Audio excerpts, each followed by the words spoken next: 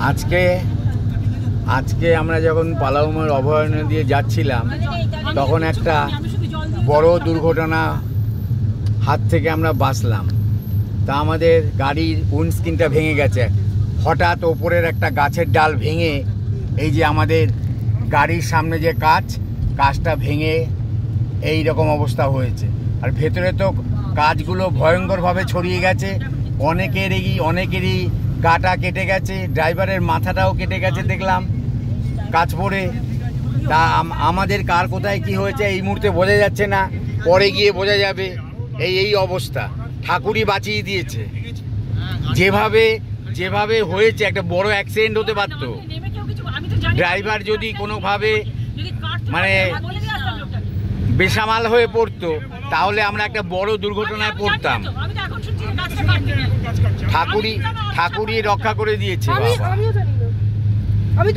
ঠাকুরই রক্ষা করে দিয়েছে। এইভাবে কাজটা ভেঙে পড়ছে। এই রাস্তার উপরে একটা গাছ ডাল হঠাৎ ভেঙে আমাদের গাড়ির সামনে যে উইন্ডস্ক্রিনটা তার উপরে পড়েছে। তো উইন্ডস্ক্রিনটার অবস্থা আপনারা দেখতেই পাচ্ছেন। আর সারা গাড়ির ভেতরে কাঁচ ছড়িয়ে আছে, অনেকের কেটে টেটে গেছে কাঁচে। এখন আমরা ঠিক ভালোভাবে বুঝতে পারছি না কার কোথায় কি হয়েছে।